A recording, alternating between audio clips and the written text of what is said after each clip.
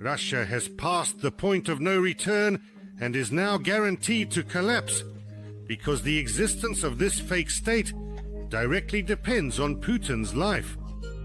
As soon as Putin goes to the aqua disco with Kobzon, Russia will fall apart like an old pair of bast shoes. It depends on his years.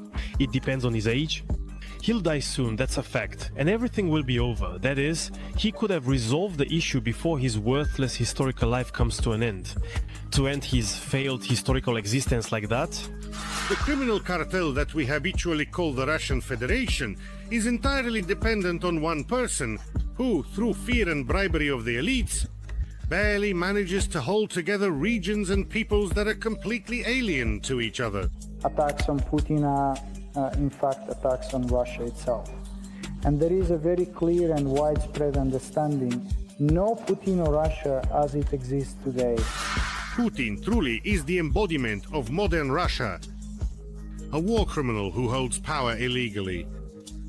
And likewise, Russia is an aggressor state without internationally recognized borders or a functioning constitution. No one in the world recognizes Russia's borders except Belarus and North Korea. Destabilization of his society is what he fears, but no one will be able to influence that. He himself will influence it.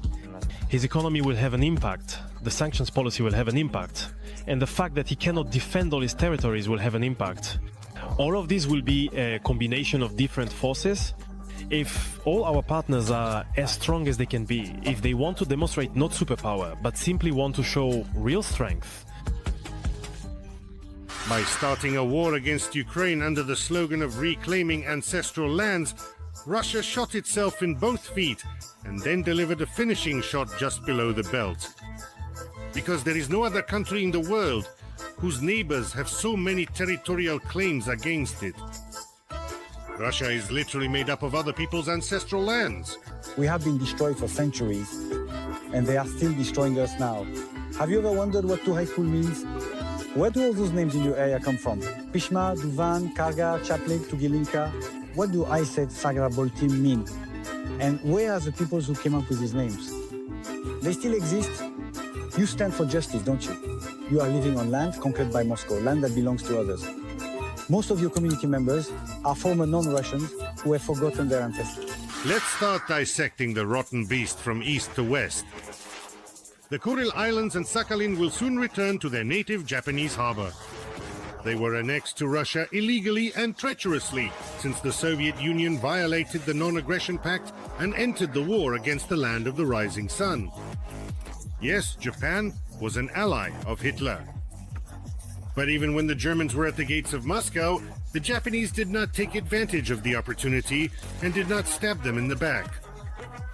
But now, no treaties restrain Japan, since officially they are still in a state of war with Russia. For the first time in the past 5 years, the government of the land of the rising sun has recently officially referred to the Kuril Islands as Japanese territory illegally occupied by the Russian Federation. It is regrettable that the territorial issue remains unresolved and a peace treaty has not been signed after the end of the war. Relations between our two countries are in a difficult situation because of Russia's aggression in Ukraine, but we are determined to resolve the territorial issue.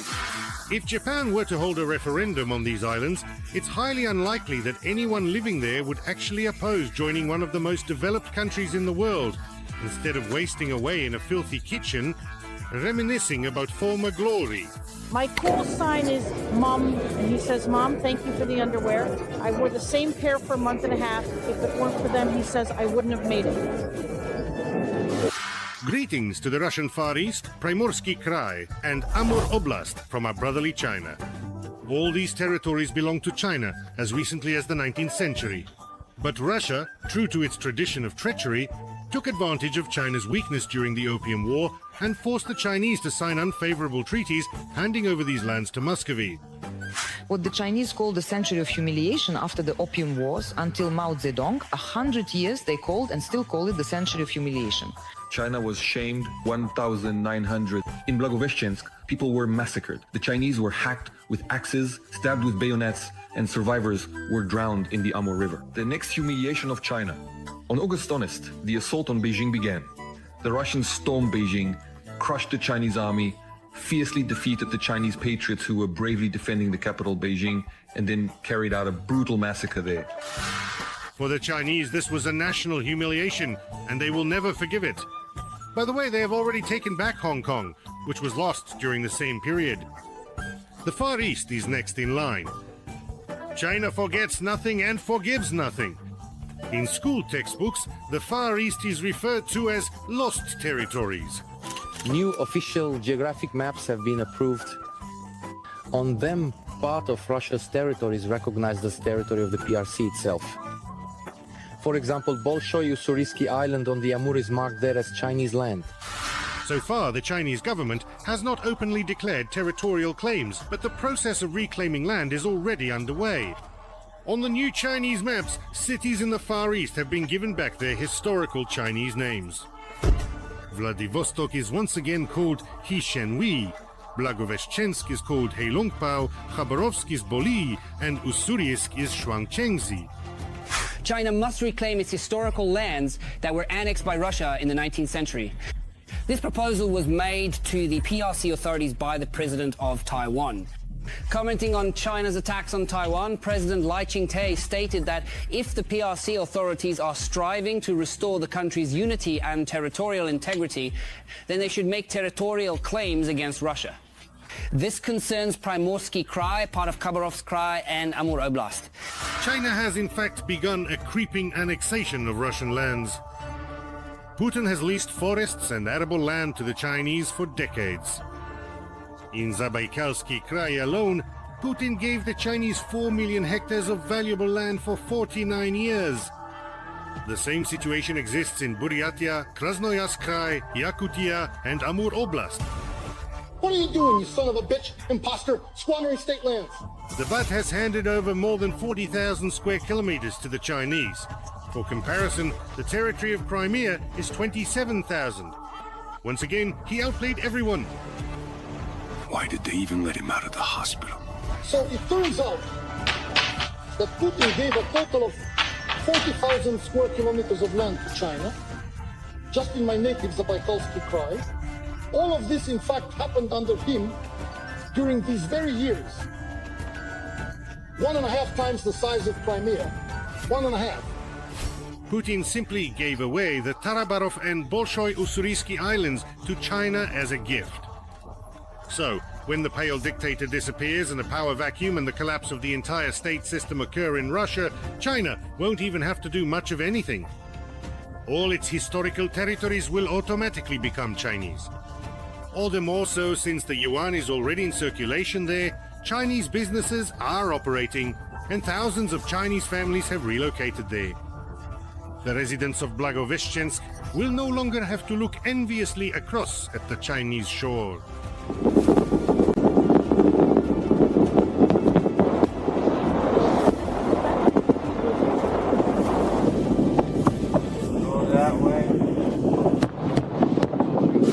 Karelia includes parts of the Leningrad region, an originally Finnish territory. The inhabitants of Karelia have nothing to do with Russians or Russia. For centuries, Pomors, Vepsians, Karelians, and other Finno-Ugric peoples have lived on their own land there. Stalin tore Karelia away from its homeland by force and plunged it into the grim Russian world. Poverty. Everyone's in debt. Lies. A reign of dead goods. The official version is that there was no release at all. Corruption. Money was stolen. Prosecutors are handling it. There are no jobs. Basically, the factory. This is indeed a high level of poverty. That's currently 16% of the population living with incomes below the minimum level of subsistence. You see how miserable everything is. No one wants to change anything here because the house will collapse. We'll wait, we'll endure. Even if Finland doesn't want to reclaim its territories, the Finno-Ugric peoples will create their own sovereign independent states. Karelia is at the forefront of the Finno-Ugric people's revival. If the indigenous peoples truly want to preserve themselves, they really need to leave Russia. The only option left is a military one. Karelia will be free. Tuva, Buryatia, Yakutia, Bashkortostan, Kalmykia, and the republics of the North Caucasus will be among the first to break away from the prison of nations. Moreover, their ancestral lands are not limited to their current administrative borders. The entire map of this pseudo-state will be redrawn. And now, the issue of independence has become a pressing topic within the Bashkir national movement. We, the Bashkirs, need, let me say it again, to consolidate, unite, and defend our rights by all possible means, legal and, if necessary, illegal, because everything is heading toward a situation where these Russian nationalists will simply start killing people, looting from families, and destroying our Bashkir homes and settlements, putting our community in danger and creating an atmosphere of fear and uncertainty. Tatarstan and Astrakhan could even lay claim to Moscow, since they are the heirs of the Golden Horde. As is well known, Moscow was under Tatar rule for several hundred years. Avars, Chechens, Tatars, Bashkirs there, all Russians. They're Russians because they live in Russia, and it's not by accident that they live in Russia. That's just how history turned out. Ivan the Terrible didn't, conquer Kazan for us to suddenly start calling ourselves Russians now. Not for that did Ivan the Terrible conquer Kazan, so that we would be called Rosyane, declares the Russian statesman. Of course, one could respond to Mr. Tolstoy in kind and delving into history, remind him who conquered whom and how many times. Chuvashia, Mariel, and Mordovia aren't Russia either. These are indigenous peoples who lived there long before the very concept of Russia even existed in any form.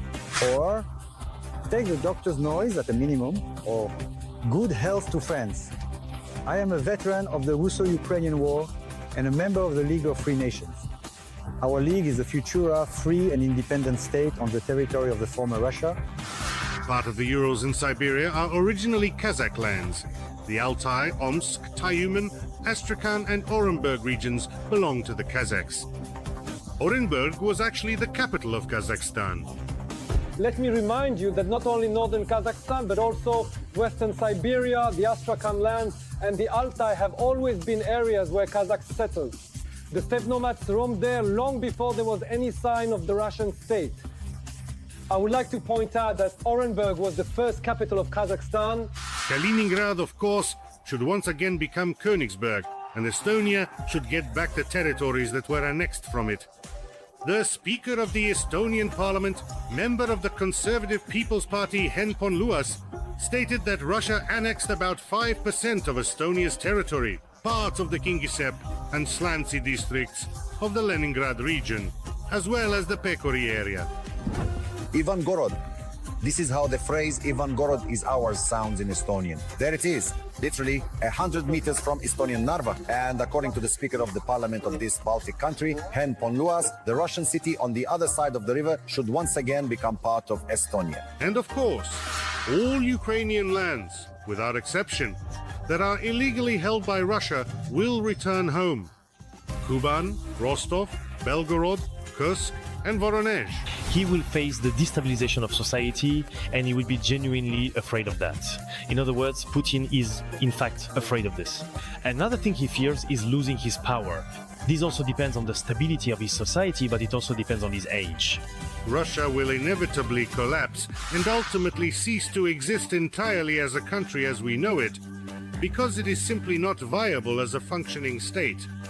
And the Russians themselves are to blame for this, for allowing a criminal regime to seize power, a regime that deprived their country of statehood and legitimacy. Russia is organized according to the principle of what was yours is now Russia's. But by this very principle, it will also fall apart. What was Russia's will become ours. How many more of our people need to be buried, killed, burned, stabbed by Russians before we understand that we cannot have shared holidays, shared movies, shared songs, or a shared language with them? Whenever possible, speak your native language. Speak Russian only when you have to, like I am right now. I am not inciting hatred toward Russians. They do an excellent job of that themselves. Our task is to prevent the destruction of non-Russian peoples. I am convinced that Russians also have the opportunity to become a people equal among equals. But to achieve this, they must go through repentance. I would like to remind you that this video is created for entertainment purposes and contains elements of satire and irony. All facts and events are presented in a hyperbolized or exaggerated form to convey a comedic or dramatic effect. Our goal is not to mislead, but to highlight humor. Please take it with a smile.